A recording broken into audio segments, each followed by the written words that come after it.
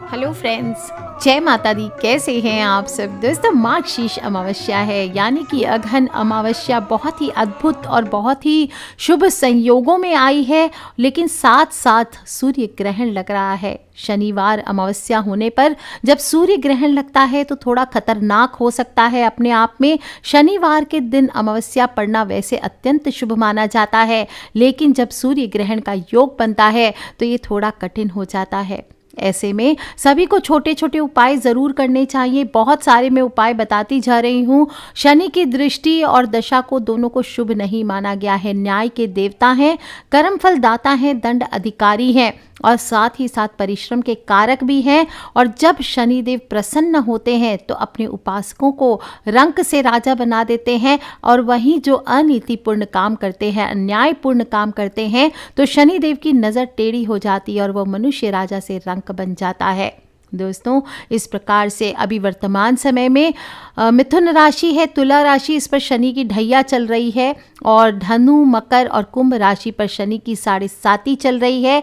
ऐसे में इन 5 राशि वाले जातकों को सबसे ज़्यादा शनिदेव के आज के दिन उपाय करने चाहिए। साथ ही साथ पितृ दोष भी दूर करने का दिन है। पितृ अमावस्या भी ये कहलाती है।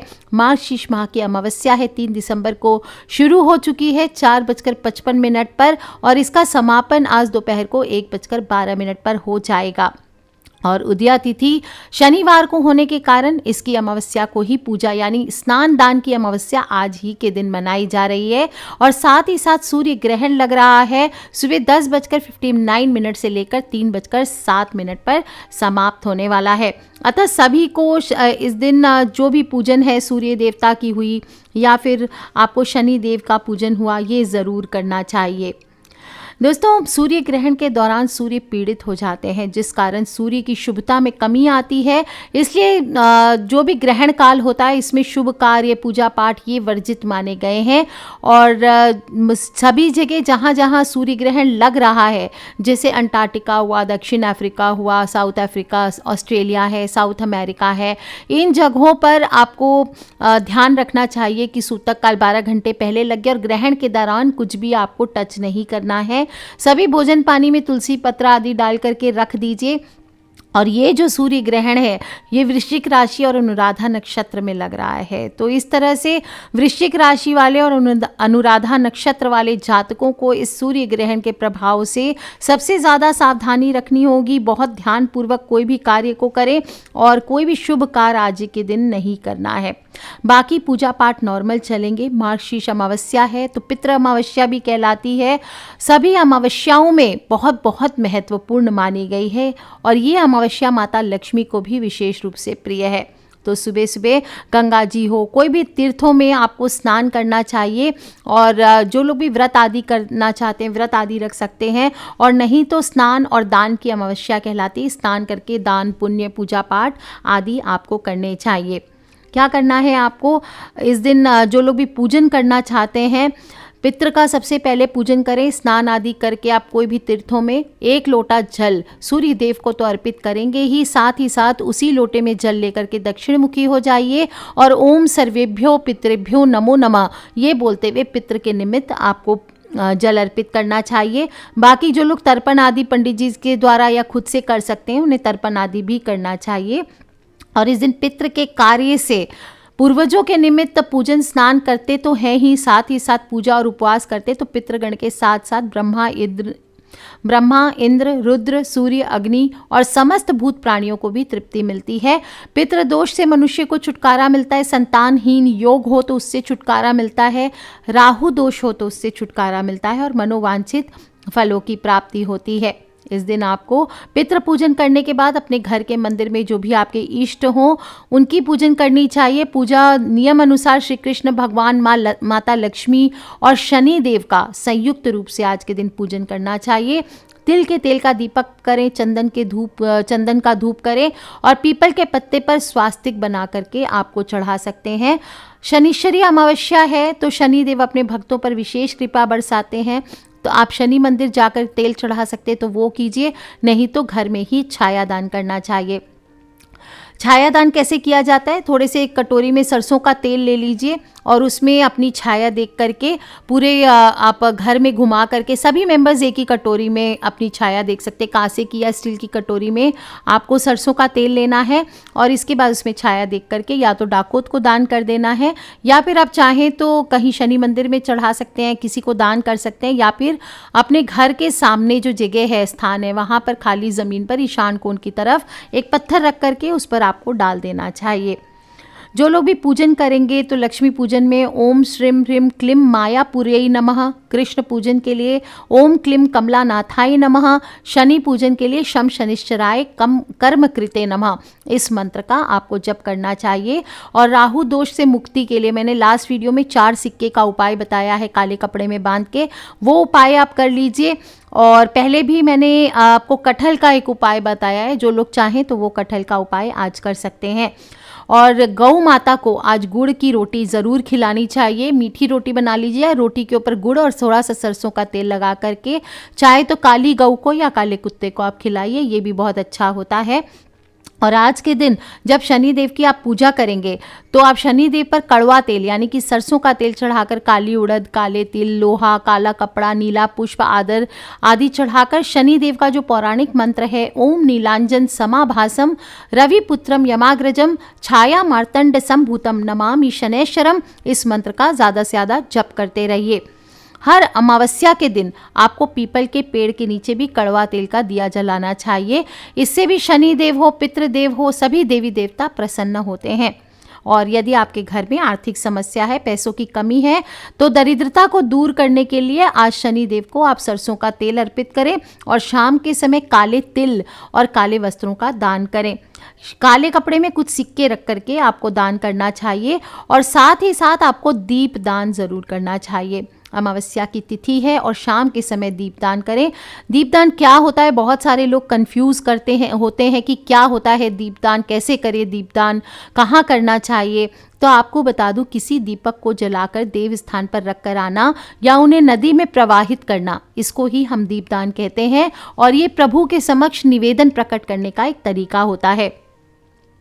तो सभी लोग दीपदान कर सकते हैं। साथ ही साथ ये ध्यान रखें कि कहाँ करना चाहिए, तो बहुत सारे स्थल हैं पर मुख्यतः अमावस की रात है, तो अमावस्या की रात्रि को कुछ खास 8 जगह होते हैं जहाँ पर आपको दीपदान करना चाहिए। दीपक आप कोई भी यूज़ कर सकते हैं, चांदी का दीपक, मिट्टी का दीपक, लोहे का दीपक, तांबे का दीपक, पीतल की धातु से बना हुआ दीपक या आटे से बना हुआ दीपक। मेन होता है दीपक जलाने का, और मिट्टी का दीपक है तो बेस्ट वही है। कहीं पे आप छोड़ के भी आएंगे तो आपको कष्ट नहीं होगा, भारी नहीं पड़ेगा, इजी रहेगा। और घी का दीपक आर्थिक तंगी से मुक्ति के लिए सबसे बेस्ट होता है कि घी का दीपक आप जलाएं, शुद्ध घी का दीपक जलाएं, इससे देवी देवता प्रसन्न होते हैं। आश्रम हो, देवालय हो, इसमें अखंड ज्योत आज की रात जला सकते हैं शुद्ध गाय के घी से, या तिल का तेल का भी उपयोग कर सकते हैं, ये भी अच्छा होता है। जो लोग भी दुश्मनों से बचना चाहते हैं, बुरी नज़र से बचना चाहते हैं, शत्रुओं से बचना चाहते हैं, तो आज के दिन सरसों का तेल का दीपक आपको दीपदान करना चाहिए। किसी के सामने भी कीजिए, शनि देव के सामने, माता लक्ष्मी के सामने, माता काली के सामने, भैरव के सामने, सूर्य देव के सामने, सभी जगह आप सरसों के तेल का दीपक जला सकते हैं। इसके अलावा आप जो लोग भी कोई केस मुकदमा आदि जीतने के लिए करना चाहते हैं, तो वो आज के दिन आप संकट मोचन हनुमान जी के सामने 5 मुखी का दीपक जलाइए और कार्तिकेय भगवान के सामने भी जला सकते हैं। इससे भी प्रसन्नता होती है देवी देवता, और शनि ग्रह की आपदा से हेतु आप तिल के तेल का दीपक जला सकते हैं।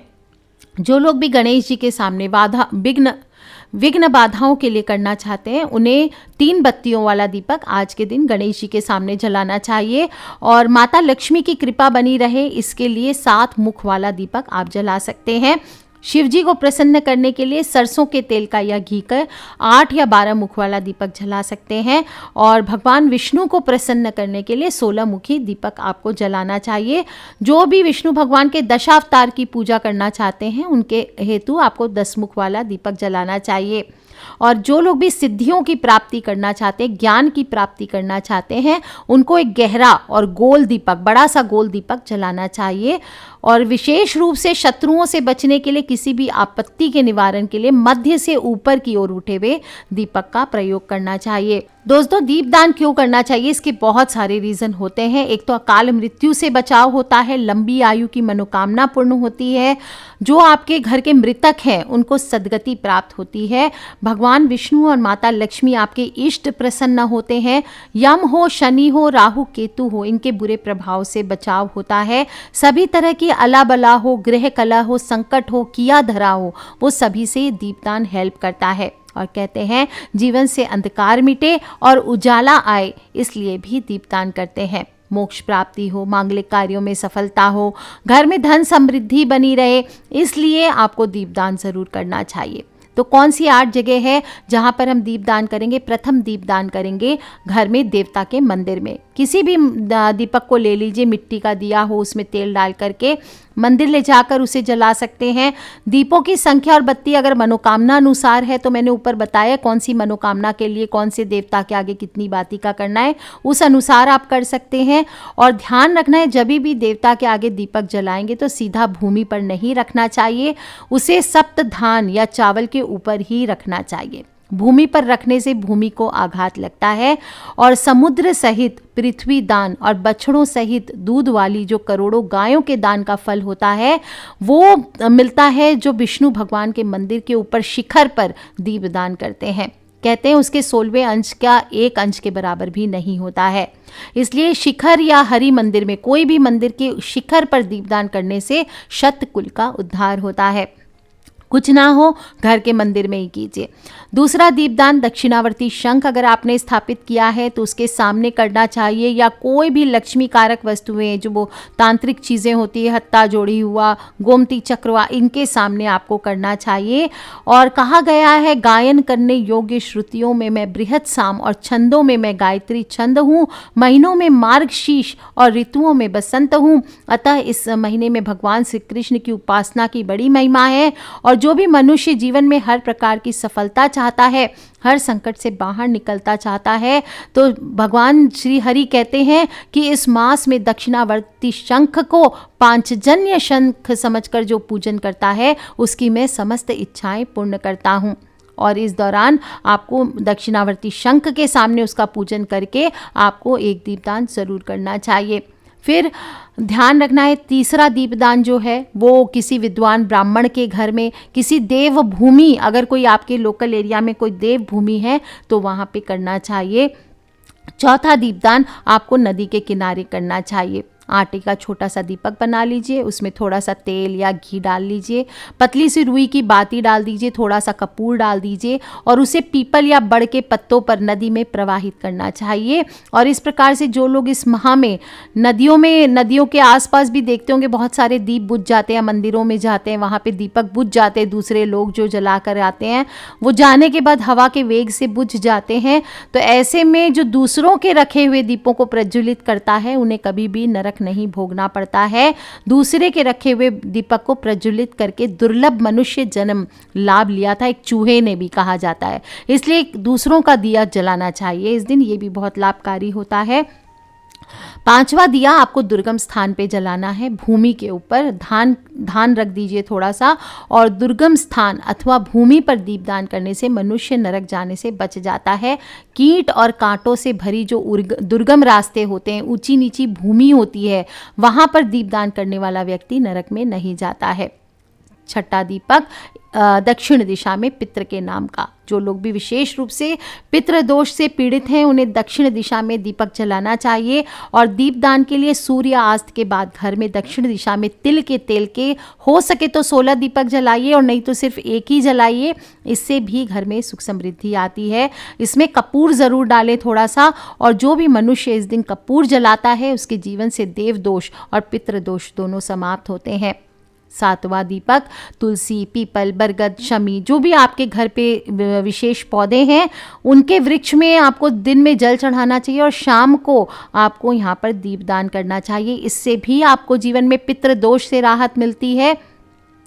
8वां दीपक आपको आकाश दीप, आकाशदीप स्कंद पुराण के अनुसार आकाश दीपदान करने से मनुष्य द्वारा जीवन में किए गए सभी प्रकार के पाप नष्ट हो जाते हैं। कहा जाता है प्राचीन काल में राजा धर्मनंद आकाश दीपदान के प्रभाव से ही श्रेष्ठ विमान पर आरूढ़ होकर विष्णु लोक को गया था और सभी सधवा हो, विधवा हो, सभी पुरुष हो, सभी लोग दीपदान का पुण्य शाम के समय आकाश दीप का दान करके पुण्यों की प्राप्ति कर सकते हैं। और स्कंद पुराण में ब्रह्मा जी ने कहा है जिन स्त्री पुरुषों ने जन्म से जितने पाप किए हैं वे सभी इस दीपदान से नष्ट होते हैं। भगवान की प्रसन्नता के लिए शाम के समय आपको दीपदान करना चाहिए। इससे सभी पापों की शांति होगी, सभी उपद्रवों का नाश होगा और निश्चय ही देवी देवता भगवान प्रसन्न होते हैं। जो मनुष्य प्रातः स्नान कर भगवान विष्णु की पूजा कर तुलसी दल समर्पित कर शाम के समय और रात्रि में आकाश दीप करते हैं उन्हें भगवान विष्णु और लक्ष्मी स्वयं प्रसन्न होकर के वरदान देते हैं। और दीपदान करते समय आपको क्या बोलना है, दामोदराय विश्वाय विश्व रूप धराय च नमस्कृत्वा प्रदास्यामि व्योमदीप हरिप्रियम, इस मंत्र का उच्चारण करना चाहिए। इस प्रकार से जो भी मनुष्य आकाश में दीपदान करता है, विधि पूर्वक आकाश में दीपों को देते हैं, वे कभी अत्यंत क्रूर मुख वाले यमराज का दर्शन नहीं करते वरन वैकुंठ लोक को जाते हैं। और दीप करते समय आपको बोलना चाहिए नमः पितृभ्य, जो भी पितृ के निमित्त इस समय दीप जलाते हैं उन्हें बोलना चाहिए नमः पितृभ्य प्रेतेभ्यो नमो धर्माय विष्णवे नमो यमाय रुद्राय कांतार पतये नमः। इस प्रकार से आपको बोलना चाहिए। पितरों के निमित्त आकाश में दीपदान करते हैं, उनके पितर यदि नरकवासी भी हों तो भी उन्हें सद्गति प्राप्त होती है। इस मंत्र का अर्थ होता है पितरों को प्रणाम है, प्रेतों को प्रणाम है, धर्म स्वरूप विष्णु को प्रणाम है, यमराज को प्रणाम है तथा दुर्गम मार्ग में रक्षा करने वाले भगवान रुद्र को प्रणाम है। जो मनुष्य इस मंत्र से पितरों के लिए आकाश में दीपदान करता है उसके पितर यदि नरक में भी हो तो उन्हें उत्तम गति की प्राप्ति होती है। इस तरह से जो भी मनुष्य देवालय में, नदी के तट पर, सड़क पर, नींद लेने वाले स्थान पर दीपदान करता है उसे सर्वतोमुखी उन्नति प्राप्त होकर लक्ष्मी की प्राप्ति होती है। इसलिए दोस्तों सभी को दीपदान ज़रूर करना है आज के दिन और आकाशदीप के नियम को समाप्त करके ब्राह्मणों को कुछ दान पुण्य ज़रूर करना चाहिए। ये आपको अमिट फल देने वाला होता है। कोई भी चीज़ आप पूजन करते हैं उसके बाद दान का अपना महत्व होता है, इसलिए दान ज़रूर करें। और इस प्रकार से दीप दान करने से एक तो पितृ तृप्त होते हैं, दूसरा मनुष्य को अकाल मृत्यु का भय नहीं रहता। देवी लक्ष्मी हो, भगवान विष्णु हो, भगवान शिव हो, भोलेनाथ, सभी की कृपा प्राप्त होती है। यम हो, शनि हो, राहु केतु हो, सभी के बुरे प्रभाव से बचने के लिए आज की रात अमावस की रात है और इस अमावस की अंधेरी रात में कुछ करें ना करें दीप दान ज़रूर करें। Take care friends. सभी लोग जो आपके फ्रेंड्स, फैमिली, मम्मी पापा, भाई बहन, बच्चे जो लोग भी भुगत रहे हैं पितृ दोष आदि से, राहु केतु के दोष से, अकाल मृत्यु के भय से, किसी भी प्रकार के संकट से किया धरा हो, बहुत सारे उपाय मैंने बताए हैं पिछले 2-3 वीडियोस में। फिटकरी के उपाय बताए हैं, कटहल के उपाय बताए हैं आपको, इस तरह से छोटे छोटे बहुत सारे सिक्कों के उपाय बताए। कोई भी एक उपाय या एक से अधिक आप कर सकते हैं, लेकिन जो भी करें पूर्ण निष्ठा से करें और सभी से शेयर ज़रूर करें क्योंकि हमें नहीं पता कौन सा उपाय कब किसकी लाइफ बदल दे। Love you all friends, take care, जय माता दी। आप सभी को इस अघन मास की अमावस्या की हार्दिक हार्दिक शुभकामनाएं। आज के लिए इतना ही। सभी देवी देवता पितृ आपके अपने अपने पितृ आपकी रक्षा करें, यही मेरी सच्चे दिल से प्रार्थना है। Take care friends, love you all, जय माता दी, बम बम भोलेनाथ की।